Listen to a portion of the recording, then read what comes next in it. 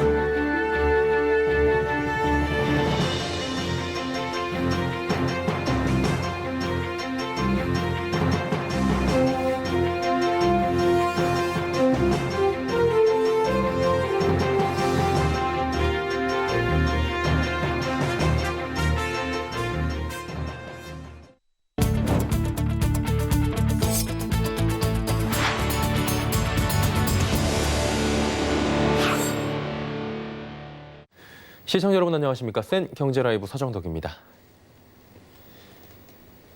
역대 최대 규모의 3차 추가 경정 예산안이 편성됐습니다. 현 정부 들어 6번째로 코로나19 사태 극복과 신성장 동력 창출을 위해 마련됐습니다. 정세미 기자가 전해드립니다. 정부가 코로나19에 대응해 35조 3천억 원 규모의 3차 추가 경정 예산을 편성합니다. 이는 역대 최대 규모로 이번 3차 추경과 지난 1, 2차 추경을 합하면 추가 투입하는 예산이 무려 60조 원에 달합니다. 정부는 오늘 임시 국무회의를 열어 이 같은 내용을 담은 제3회 추경안을 확정했습니다. 이번 예산은 세출 확대분 23조 9천억 원과 세입 경정분 11조 4천억 원으로 구성됐습니다. 세부적으로는 일자리 유지를 위한 금융지원 5조와 고용 사회 안전망 확충에 9조 4천억 원, 지역경제 활성화를 위해 3조 7천억 원, K방역산업 육성과 재난대응 고도화에 2조 5천억 원이 투입됩니다. 코로나 이후 시대의 성장 동력이 될 한국판 뉴딜도 첫 발을 뗍니다. 디지털 뉴딜 2조 7천억 원, 그린 뉴딜 1조 4천억 원, 고용 안전망 강화에 1조 원 등 연내 총 5조 1천억 원이 투입됩니다. 정부는 3차 추경의 소요 재원 중 약 30%인 10조 1천억 원을 지출 조정을 통해 조달하고 1조 4천억 원은 근로복지진흥기금 등 8개 기금의 여유 재원을 통해 충당합니다. 부족한 나머지 재원 23조 8천억 원은 적자국채를 발행해 조달할 예정입니다. 한편 역대 최대 규모의 적자국채 발행으로 재정 건전성 지표에도 빨간불이 켜졌습니다. 올해 GDP 대비 국가 채무 비율은 43.5%로 역대 최고로 올라서고 관리재정 수지 적자 비율도 5.8%로 확대돼 역대 최고를 기록할 전망입니다. 서울경제TV 정세미입니다. 정부가 3차 추경안 재원 마련을 위해 대규모 국채를 발행하기로 해 채권 시장에 미칠 영향에 관심이 모아지고 있습니다. 정부가 발행 물량을 조절하겠지만 추경 조기 집행 방침을 밝힌 만큼 3분기에 전체 물량의 상당 부분이 발행될 것으로 예상되는데요. 정순영 기자가 전해드립니다. 정부가 3차 추경안 재원 마련을 위해 발행하기로 한 국채는 23조 8천억 원. 국채 발행을 위한 시장 여건은 나쁘지 않지만 발행이 특정 시기에 몰리면서 자칫 장기금리 변동성이 커질 우려가 나오고 있습니다. 국고채는 상반기에 많이 발행되고 연말에 수급이 개선되는 패턴을 보여왔는데 올해는 예상치 못한 변수를 맞은 것입니다. 이번 3차 추경안까지 합해 올해 전체 국채 물량은 140조에서 150조 원, 예년에 비해 40%가량 증가한 수치입니다. 전문가들은 채권 시장의 공급 부담이 높아지면서 중장기물 중심으로 금리가 상승 압력을 받을 것으로 내다봤습니다. 다만 국채 발행 규모가 예상을 크게 벗어나지 않은 데다 할인이 일정 역할을 할 것으로 점쳐지면서 충격이 크지는 않을 것으로 보입니다. 앞서 이주열 한은 총재는 장기금리 변동성이 크게 확대되면 시장 안정화 차원에서 국채 매입에 적극적으로 나설 계획이라고 밝힌 바 있습니다. 이 총재가 구체적인 숫자는 밝히지 않은 만큼 향후 금리 상황에 따라 매입 규모는 달라질 것으로 보입니다. 하는 측도 시장 참가자들로 인해 매입 규모가 필요 이상으로 늘어나는 상황을 막기 위해서라도 수치를 미리 공개하진 않을 것이라는 입장입니다. 과연 채권 시장의 바람대로 절반 정도의 물량 소화가 가능할지 한은의 입에 투자자들의 이목이 집중되고 있습니다. 서울경제TV 정순영입니다. 코스피 지수가 100일 만에 2100선을 돌파했습니다. 특히 대장주 삼성전자가 오랜만에 급등하며 지수 상승을 견인했는데요. 그동안 코스닥 중심의 성장주 랠리 과정에서 소외된 경기 민감주들이 다시 시장에 주목을 받는 모습입니다. 김혜영 기자입니다. 삼성전자가 하루 만에 장중 7% 이상 급등하며 무서운 상승세를 탔습니다. 외국인 매수세가 유입된 가운데 기관의 순매수가 주가를 밀어올리며 삼성전자는 6% 오른 54,500원에 장을 마쳤습니다. 이에 힘입어 코스피 지수도 2100선을 돌파하며 거침없는 상승장을 연출했습니다. 오늘 코스피 지수는 기관과 외국인이 각각 1조 1367억 원, 2062억 원을 사들였고 개인은 홀로 1조 3060억 원어치를 팔아치우며 전거래일 대비 2.8% 오른 2147선에 장을 마쳤습니다. 코스피 거래 대금이 16조 원을 넘어서면서 역대 최대를 기록한 가운데 각국의 경기 회복 기대감을 바탕으로 위험자산 선호 심리도 힘을 받으며 원달러 환율은 8원 60전 내린 1216원 80전을 기록했습니다. 특히 삼성전자를 필두로 SK하이닉스 등 반도체와 철강, 조선, 자동차 등 한동안 상승장에서 소외됐던 경기 민감주가 움직이고 있습니다. 유동성을 바탕으로 한 개별 종목 장세에서 지수 관련 대장주로 무게중심이 이동하며 지수 상승을 견인하는 모양새입니다. 지수 고점을 2,300 정도로 받고 가을 정도까지는 장이 이어질 가능성이 높다라고 생각을 했었어요. 그 정도를 충분히 반영했다는 수준까지는 일단 더 밀고 올라갈 가능성이 있죠. 외국인들이 우리나라에서 돈을 뺄 때는 큰 거 뺄 수밖에 없죠. 왜냐하면 그걸 제일 많이 사왔었으니까. 근데 그런 측면 때문에 잘 못 오르고 있었는데 그런 게 좀 중단되고 경기가 회복되면서 장기적인 관점에서 안 살 이유는 별로 없다. 이렇게 보여집니다. 삼성전자에 대한 기대와 불안 요소가 아직 상존해 있는 상황이지만 추세적 반등을 예상하는 시각이 지배적입니다. 이와 함께 코스피 역시 외인의 귀환을 통한 긍정적 흐름이 예상됩니다. 코스피는 지금은 하반기 미국이나 글로벌 시장에서 경기에 대한 개선 기대감이 남아 있기 때문에 상승 흐름을 볼 가능성이 있지 않을까 생각하고 있습니다. 미국의 마이크론에서 다음 분기 가이던스를 좋게 발표를 하기도 했었고, 외국인 투자자들이 코스피를 많이 비워놓은 상황에서 최근에 이 신흥국 쪽으로 자금이 많이 들어오게 된다면 대형주를 살 수밖에 없을 거고요. 그렇다 보니까 업황 그리고 수급 측면에서 삼성전자가 상승할 가능성이 있지 않을까 생각하고 있습니다. 서울경제TV 김혜영입니다.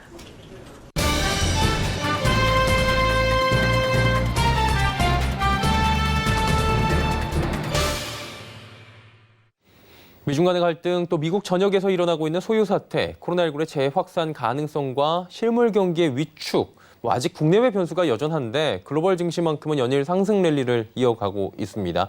오늘은 잠시 전에 보셨다시피 김혜영 기자가 전해드렸다시피 삼성전자가 장중에 7%대의 상승을 보이는 등 코스피가 단숨에 2100선을 탈환하는 모습도 보여줬는데요. 다수의 종목이 올라가고 있는 현 시장 상황에 대한 진단 그리고 향후 전망 들어보는 시간 갖도록 하겠습니다. 더원 프로젝트 홍성학 대표 연결돼 있습니다. 대표님 안녕하세요. 예, 안녕하세요. 예, 오랜만입니다. 잘 계셨죠? 예, 오랜만에 뵙네요. 예. 일단은 대표님께서 그동안 말씀해 주셨던 부분이 삼성전자가 움직이게 되는 순간이 지수가 한 번 더 탈바꿈을 하는 시점이 될 것이다라고 이야기가 나왔었어요. 네. 오늘 말도 안 되는 상승이다 누군가 그런데 7%대 장중 상승이 나왔고요. 박스권 순식간에 돌파하면서 지수도 급등 마감했는데 주도주 기환의 신호탄으로 저희가 받아들여도 되는 겁니까? 아마 제가 3월 달부터 계속 말씀드렸던 그렇죠. 부분이기도 한데요. 예. 삼성전자의 수급 구조는 실제 개인들이 주도권을 가지고 있는 상태였고 개인들이 약 한 10조 원 정도 우선주까지 포함해서 한 10조 원 정도 순매수했었죠. 그리고 그 개인들이 순매수하는 부분에서 국내 기관들과 외국인들이 매도를 하고 물건을 넘겨줬는데 코로나 전국 때문에 비이상적인 어떤 구간에서 외국인들이 물건을 들었던 상황이고요. 이제 정상적인 상황으로 돌아갈 때 결국은 매도했던 부분들을 매수해 나가야 되는데 일반적으로 외국인들은 원달러 환율에 굉장히 민감하게 반응을 하죠. 그 원달러 환율 기준으로 놓고 볼 때 뭐 계속 말씀드렸다시피 그 1210원이 굉장히 중요한 가격의 역할을 하는데 오늘 이제 원달러 환율의 움직임이 이번 주 들어서 1240원대 근접하던 원달러 환율이 오늘 1210원대까지 이제 도달했고요. 1210원대 도달하게 되면 외국인들이 본격적으로 매수세로 전환할 가능성이 높고 특히 올해 들어서 1월 달부터 지금까지 약 23조 정도 순매도를 했던 부분들에 대해서 일정 수준 재매수를 해가게 되는데 재매수를 해가게 되는 해가게 되는 대상 중에 첫 번째는 삼성전자죠. 삼성전자를 그동안 매도했던 이유는 삼성전자에 대한 어떤 불확실성이 높아져서 매도한 것이 아니라 자기들 자금 사정에 의해서 매도했던 부분들이기 때문에 삼성전자를 결국 재매수해가게 되는데 문제는 개인들이 연초부터 삼성전자에 대한 순매수 규모가 약 10조 원 정도, 우선주 포함해서 한 10조 원 정도 되는데 평균 단가가 5만 5천 원 정도예요. 그러니까 3만 원대, 5만 원 이하에서는 개인들은 매도를 할 수가 없는 상황이고 5만 원에 근접하게 되면 매도를 하게 되는데 삼성전자가 가지고 있는 중요한 가격 라인은 5만 3천 원이고요. 그 5만 3천 원을 돌파하는 시점이 바로 외국인들이나 국내 기관들이 매수세에 유입되는 시기고 그게 모티브가 되는 게 환율인데 그게 오늘 맞아 떨어진 거죠. 그동안 제가 한 2달 전부터 계속 말씀드렸던 부분이기도 한데 오늘 원달러 환율이 1210원대 내려오면서 외국인과 국내 기관들, 특히 국내 기관들은 코로나 전국 이후에 계속해서 프로그램 매매가 좀 득세하는 어떤 그런 상황에서 오늘 베이시스도 이번 주 들어서 굉장히 호전되고 있고 프로그램 매수도 유입되고 외국인들도 유입되면서 개인들은 아주 기쁜 마음에 그러니까 개인들이 현재 이익을 보고 삼성전자를 파는 건 아니지만 최근 한 3개월 동안 굉장히 지루한 어떤 그런 실제 다른 종목들은 두 배 이상씩 올라가는 종목들이 넘쳐나는 어떤 그런 시장 하에서 삼성전자를 가지고 손해를 보고 있다는 어떤 그런 자괴감 같은 게 굉장히 많이 들었던 시기죠. 그런 상태에서 삼성전자가 올라오면서 내가 팔 수 있다는 어떤 그런 기쁨, 그러니까 이익을 봤다라는 개념이 아니라 삼성전자로부터 탈출할 수 있다는 어떤 그런 기대감이 오늘 이제 대량 거래를 수반시켜주고 결국 개인들의 물건을 외국인이나 국내 기관들한테 넘겨주는 그런 상황들이 오늘 환율과 맞아 떨어지면서 나타난 현상이고요. 이런 현상들은 아마 당분간 계속해서 진행될 수밖에 없을 것이다. 그리고 삼성전자 주가는 5만 3천 원을 기점으로 이제 전혀 다른 형태의 움직임을 보이게 되는데 이제 5만 3천 원을 넘어선 상태이고 다시 한번 안착하는 과정에서 터치는 하겠습니다만은 이제 5만 7천 원, 6만 2,800원 정도까지 넘어가게 되면 시장 자체를 삼성전자가 완전히 끌고 가는 어떤 상황들이 만들어지게 될 거고요. 오늘 시장 어제 이번 주 들어서 나타났지만 산업재들, 경기 민감주들이라고 할 수 있는 그 산업주들, 경기와 동행하는 종목들인데 이들 종목들의 움직임은 보통 올 3분기 정도부터 움직임이 나타날 수 있는 시기임에도 불구하고 시장에서 반응을 굉장히 빠르게 해주고 있는 어떤 부분들은 시장에 넘쳐나고 있는 자금들이 결국은 소위 말해서 돈이 될 만한 곳에 몰려가는 현상들이 한꺼번에 표출됐다. 그렇게 해석할 수 있을 것 같습니다. 예, 삼성전자를 필두로 해서 지금 시장을 이제 끌고 가는 장세가 펼쳐질 수 있다라고 말씀해 주셨고요. 조금 전에 이제 민감주 살짝 언급을 해 주셨잖아요. 민감주라고 하면 운송장비, 완성차, 화학, 조선, 철강 여기에 이제 은행 섹터까지 오늘 급등하는 모습을 보여줬는데 다수의 종목이 같이 올라가고 있는 거잖아요. 대세 상승장으로 저희가 봐도 되는 겁니까? 이건 대세 상승이 시작됐다라고 이미 저는 개인적으로 생각하고 그랬었죠. 있고 예. 아마 지지난달부터 계속 말씀을 드렸던 부분이기도 하죠. 사실은 방송에 나가서 자금이 시장의 어떤 대세 상승은 우리가 일반적으로 알게 되는 강세장 대세 상승은 상승이 상당 부분 진행된 이후에 알게 되거든요. 근데 그 큰 상승이 진행되는 과정 속에서 첫 번째 시발점은 항상 자금입니다. 자금이 물밀듯이 들어오고 있는 어떤 상태. 그리고 현재 국내 개인들이 20조 정도 이상 순매수를 했음에도 불구하고 현재 고객의 자금 40조 이상을 유지하고 있다는 얘기는 특히 오늘부터 삼성전자에 대해서 개인들이 가지고 있는 물건들을 국내 기관이나 외국인들한테 넘겨주게 되면 그게 결국 예수공으로 전환되죠. 전환되는 어떤 부분들까지 감안한다면 실제 현재 주식시장의 고객의 자금 규모는 약 50조에서 60조 정도 수준 된다. 그리고 지금부터 지수 관련 대중주들, 소위 말하는 산업재 종목들, 경기 민감주들의 움직임들이 한 단계 레벨업되는 과정이 펼쳐지게 되면 코스피 지수가 굉장히 민감하게 반응을 하게 되고요. 시장 밖에 있는 사람들이 특히나 지금 부동산도 억제 정책을 펼치고 있고 사회적으로 돈이 갈 곳이 없는 어떤 이런 상황 속에서 주식시장의 움직임, 지수의 움직임이 나타나게 되면 결국은 주식시장으로 또다시 외부에서 자금들이 유입되는 어떤 상황들이 만들어지게 될 겁니다. 그러면 연초 코로나로 인해서 발생했던 1차 자금의 이동이 발생했다면 올 하반기부터는 실제 시장 밖에 있는 뭉칫돈, 소위 말하는 큰 돈들이 주시장으로 들어오게 되는 어떤 그런 상황으로 연결되면서 결국 주가가 올라가고 주가가 올라가면서 주식 투자자들의 가처분 소득도 발생하고 소비가 증가하게 되고 지금 이제 코로나로 인해서 발생했던 경기 절벽 현상들을 해소할 수 있는 어떤 그런 상황으로 발전하게 되겠죠. 그게 결국은 상승장의 시작의 원초적인 어떤 역할들을 해주는 어떤 상황이다. 그래서 지금은 단기적인 어떤 관점에서 주가 움직임이 뭐 좋고 나쁘고 따질 필요도 없고요. 특히 뭐 지수 관련주들이 움직이니까 오늘은 뭐 선제적으로 먼저 움직였던 개별 종목들 같은 경우는 좀 타격을 받지만 이들 종목들 역시 시장에서 양대 축으로서 계속해서 끌고 가고 밀어주는 어떤 그런 형태로 시장은 발전하게 될 가능성이 크다라고 볼 수 있겠습니다. 예, 대세 상승장이 일어나게 되고 선순환이 발생하면서 가처분 소득도 높아지고 긍정적 효과를 지금 기대하고 계신 건데 사실 이제 투자 전략 여쭤보는 과정에서 이 이야기를 꼭 드리고 싶은 게 많은 분들이 좀 불안해 하시잖아요. 1300대까지 봤기 때문에 이런 과정에서 지금 미중 갈등 나오고 있고 미국 시위 있고 코로나 재확산 얘기 인도에서 또 나오고 있고 국제유가 이슈도 있고 이런 부분들이 좀 무시되는 것 같은데 그냥 무시하고 저희가 봐도 되는 건지 전략을 좀 마지막으로 들어볼게요. 시장은 항상 호재와 악재가 공존하는 예. 것이 주식시장이고요. 금융시장인데 시장에 있는 사람들이 과연 어느 쪽에 시선을 두느냐에 따라서 호재가 반응하느냐, 악재가 반응하냐라고 볼 수 있습니다. 시장은. 지금 현재 시장이 빠져야 될 만한 여러 가지 요소들이 발생하고 있는 상황이죠. 미국과 중국과의 무역 분쟁부터 시작해서 흑백 갈등, 뭐 여러 가지 어떤 요인들이 발생해서 시장 참여자들을 심리적인 어떤 부분들을 굉장히 불안하게 만들고 그로 인해서 주식을 팔게 만드는 어떤 상황인데 팔게 만들고 불안한 상황임에도 불구하고 주가가 빠져야 되는 상황에서 주가가 빠지지 않는다는 얘기죠. 이 얘기는 무슨 얘기냐면 일반 대중들의 어떤 시각이나 시선은 불안한 쪽, 하방 쪽에 대한 어떤 무게감을 두고 있으나 실제 시장은 상방으로 가고 있다. 지금 현재 시장에서 미치는 어떤 악재 요인들이 실제 악재로서 역할을 못 해주고 있다라고 한다면 그건 결국은 뭐냐면 주가가 한 단계 더 올라가는 기본적인 모티브를 가지고 있다 시장에서 그렇게 해석을 해야 되거든요. 근데 대다수 그렇게 해석들을 못 하고 계시죠. 지금 시장은 겁을 낼 단계가 아니다 아직까지는 이제 시작에 불과하다. 그리고 올 3분기가 지나게 되면 그때부터는 정말 물밀듯이 치고 올라가는 그런 상황들을 경험하게 되실 거라고 생각합니다. 예, 투자 전략들까지 오늘 잘 들어봤습니다. 오늘 말씀은 시간 관계상 여기까지 듣고요. 다음에 또 저희가 의견 여쭙도록 하겠습니다. 고맙습니다. 예, 들어가세요. 예, 더원 프로젝트 홍성학 대표와 함께했습니다.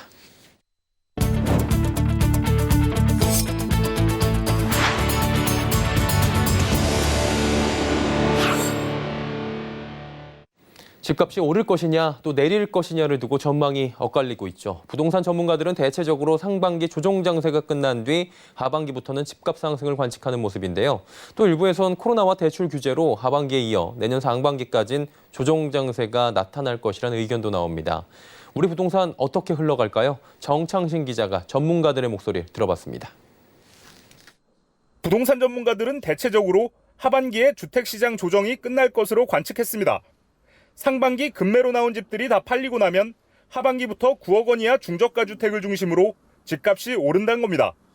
서울 같은 경우는 전반적으로 올라갈 분위기지 빠질 분위기는 아니에요. 올라가는 좀 폭은 줄었지만 미미하게 조금씩 움직이고 있고요. 특히 이제 시세가 낮은 지역들, 뭐 9억 원 이하, 6억 원 이하는 좀 더 많이 올 것 같아요. 상반기까지는 급매물이라든지 어떤 세금 문제라든지 이런 부분들 때문에 가격이 좀 싸게 나오는 물건들이 있었지만 하반기부터는 이제 그럴 이유들이 사라지기 때문에 집값이 오히려 좀 곳곳에서 상승하는 것들이 나올 가능성이 높습니다. 반면 정부의 강력한 대출 규제와 코로나 여파로 하반기에 이어 내년 상반기까지도 조정세가 나타날 것이란 전망도 나옵니다. 조정세를 보이는 이유는 두 가지입니다. 첫 번째는 코로나 이슈 때문에 실물자산에 대한 위기로 일단 좀 번졌는 게 그게 바로 회복되지 않는다는 거고요. 두 번째는 대출 규제입니다. 내년 상반기까지는 뭐 큰 급락 사항은 없을지언정 그냥 조정세를 계속 유지해서 일부에선 거래량과 실거래가 등 부동산 지표가 확연히 개선된 모습은 아닌 만큼 추세를 좀 더 지켜봐야 한다는 의견도 나옵니다. 서울경제TV 정창신입니다. 강북 최대 재개발 사업으로 꼽히는 한남 3구역의 시공사 선정일 2주가량 앞으로 다가왔습니다. 이 사업을 따내기 위해 현대건설, 대림산업, GS건설 등이 참여한 상태인데요. 이 단지는 지난해 말 1차 시공사 선정 때 불법 홍보, 또 제한 위법성 시비로 수주전이 과열되며 입찰이 무효된 바 있죠. 자, 이때까지만 해도 GS건설이 유력하다라는 이야기가 돌기도 했는데 이번 재입찰에선 GS건설은 힘을 뺀 모습이고요. 현대건설과 대림산업 간 2파전이 유력해 보인다고 합니다. 지혜진 기자입니다. 내일 1차 합동 설명회를 여는 서울 용산구 한남 3구역. 시공사 선정을 앞둔 이곳 조합은 언급을 극도로 꺼리는 분위기입니다.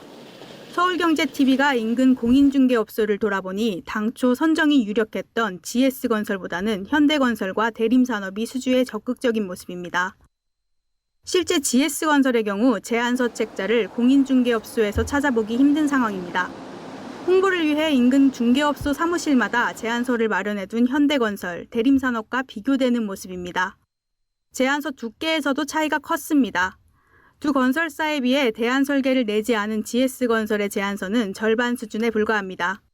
인근 공인중개업소 관계자는 GS건설이 입찰 무효가 되기 전엔 가장 유력한 건설사였지만 현재는 발을 뺀 것 같다고 분위기를 전했습니다. 불법 홍보 적발에 인력 유출 등의 악재가 겹친 데다 강점이었던 특화 설계가 금지되면서 한남 3구역에서 힘을 뺄 수밖에 없었다는 분석이 나옵니다. 반면 대림산업은 수주에 보다 적극적인 모습을 보이고 있습니다. 대림산업은 중개업소 대표가 조합원이 아닌 곳들을 돌아다니며 반응을 살피는 듯한 모습입니다. 제일 열심히 다니는 데가 들리는 것 같은데 지금 현대도 안 다니고 다니고 잘 다니지 부담스럽다가 싫어. 그래서 반응이 약하냐. 정비업계에선 조합원에게 직접 홍보를 할 수 없는 만큼 중개업소를 공략한 게 아니냐는 분석입니다. 용산구청 관계자는 국토부 계약 업무 처리 기준에 따르면 시공사의 임직원, 홍보를 위탁받은 회사의 임직원은 토지 등 소유자를 상대로 개별적인 홍보를 할 수 없다고 설명했습니다. 토지 등 소유자가 아닌 인근 중개사를 공략한 이유입니다. 다만 용산구청 관계자는 조합이 홍보 지침을 강화해 적용하거나 신고가 들어올 경우 대림산업이 경고를 받을 가능성도 있다고 덧붙였습니다. 실제 현대건설은 언론을 통한 간접 홍보로 지난달 경고를 받은 바 있습니다. 현대건설은 현재 대면 홍보 방식은 하지 않고 있습니다. 서울경제TV 지혜진입니다. 홈플러스가 매장 3개를 매각한다고 나서자 노조가 매각을 중단하라며 거리로 나섰습니다. 기존 매각 방식과 같이 재임대 방식이 아닌 폐점을 전제로 한 매각이기 때문인데요. 노조는 홈플러스를 운영하는 사모펀드 MBK 파트너스가 마트 사업을 포기하려는 수순이자 폐점으로 수천 명이 길거리에 나앉게 될 것이라며 반발하고 있습니다. 문다희 기자입니다. 코로나 위기에 배당금 노리고 흑자 매장 매각하는 악덕 투기자본 MBK 규탄한다. MBK는 대량 실업 양산하는 홈플러스 밀심 매각 즉각 중단하라. 홈플러스를 운영하는 MBK 파트너스가 안산, 대구, 대전, 둔산 3개 매장의 매각을 추진하자 직원들이 이를 중단하라며 거리로 나왔습니다. 마트노조 홈플러스 지부와 홈플러스 일반 노조는 3일 서울 광화문에 위치한 MBK 파트너스 본사 앞에서 이 같은 내용을 골자로 기자회견을 열었습니다. 최근 MBK 파트너스와 홈플러스 경영진이 안산점과 둔산점, 대구점의 매각을 추진하고 있는 것이 드러났기 때문입니다. MBK 파트너스는 매각 주관사로 NH투자증권을 선정하고 매장의 매각 절차를 진행 중입니다. 홈플러스 노조는 이번 매장 매각이 MBK 파트너스의 마트 사업 포기 선언과 다름없다고 주장하고 있습니다. 기존의 재임대 방식이 아닌 폐점을 전제로 한 매각이기 때문입니다. 사실상 폐점으로 직영과 협력 직원, 입점업주 등 3개 매장의 약 1000여 명 직원이 하루아침에 일자리를 잃게 된다는 겁니다. 매각에 대한 계획이 있다라고 하면 그 현장에서 일하는 노동자들에 대한 계획도 반드시 있어야 된다라고 생각을 합니다. 그러나 MBK 홈플러스는 그 어떠한 현장에 있는 노동자들에 대한 어떠한 대책 또한 없습니다. 특히 매각 대상인 점포들이 흑자 매장이란 점에서 더 반발이 나오고 있습니다.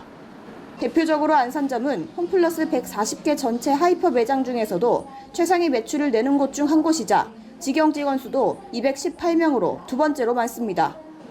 이러한 알짜 매장을 포기한다는 것은 MBK 파트너스가 마트 사업을 포기하고 자산 유동화를 통해 이윤을 극대화하기 위한 것 외에는 설명할 길이 없다는 겁니다.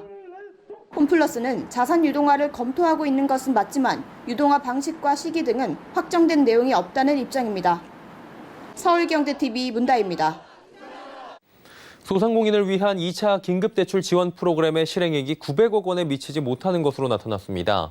은행권에 따르면 지난달 25일부터 29일까지 주요 은행에서 실제 집행된 2차 대출 승인액은 모두 약 860억 원으로 하나은행과 농협은행이 각각 492억 원, 175억 원으로 가장 많았습니다. 소상공인 2차 대출 실적이 저조한 이유는 더 금리가 낮은 1차 대출의 한도가 아직 남아있기 때문이라는 분석입니다. 또 하나은행과 농협은행의 대출액이 몰린 것은 최고 금리를 연 2.9%로 제한하는 등 대출 조건이 상대적으로 낮기 때문인 것으로 조사됐습니다. LG전자가 KT, LG U+와 함께 AI 원팀에 합류해 인공지능 관련 핵심 기술 개발에 나섭니다. 3사는 오늘 서울 종로구 KT 광화문 빌딩에서 업무 협약을 체결하고 인공지능 경쟁력 강화에 힘을 합치기로 했습니다. LG U+와 KT는 5G와 데이터에 기반한 인공지능의 강점이 있고 LG전자는 제조회사로서 쌓아온 노하우를 바탕으로 인공지능 솔루션의 강점이 있어 3사 간의 시너지가 가능할 것으로 기대됩니다. 3사는 KT가 운영하는 인공지능 플랫폼 기가지니와 LG전자, LG 싱큐 음성인식 연동 등을 검토하고 KT와 LG U+ 홈 IoT 서비스에 LG전자 스마트 가전을 연동시키는 등 사업 기회도 모색할 계획입니다. 한편 AI 원팀은 국내 인공지능 산업의 경쟁력을 높이기 위한 산학연 협의로 LG전자와 KT, LG U+를 비롯해 현대 중공업지주, 카이스트, 한양대 등이 참여하고 있습니다. 코로나19의 여파로 5월 국적항공사의 국제선 여객수가 지난해 같은 기간 대비 98% 이상 급감했습니다.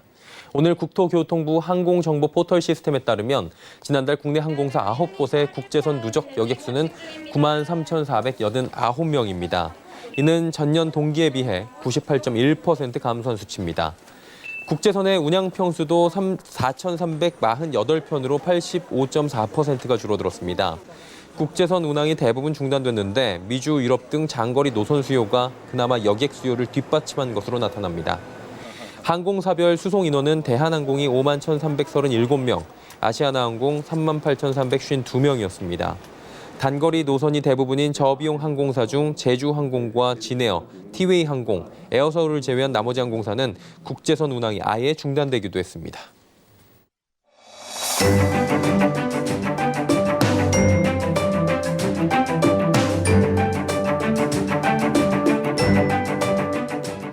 안녕하세요. K웨더 라이프스타일 예보 김민주입니다. 현재 전국에 구름이 많은 가운데 낮 동안 기온이 높게 오르면서 더운 날씨를 보이고 있는데요. 내일도 더위는 계속되겠습니다. 따뜻한 서풍이 우리나라로 들어오면서 전국의 낮 기온이 높게 오르겠고요. 특히 경상도 지역은 지형적인 영향과 지면 가열이 더해지면서 매우 덥겠습니다. 내일 대구는 35도까지 오르겠고요. 그 밖에 전국 대부분 지역도 30도 안팎을 보이겠습니다.